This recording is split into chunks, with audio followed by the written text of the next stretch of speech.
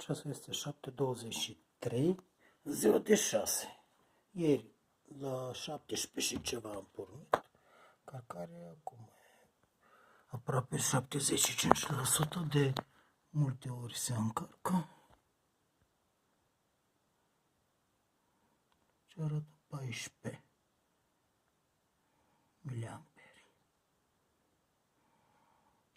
Oprim încărcarea că nu se poate încărca mai mult acum.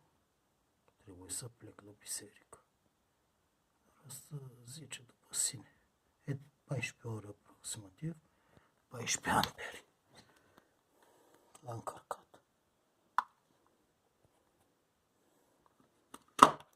Folosesc niște zile și apoi când se descarcă, două încărcări a telefonului și vedem din nou.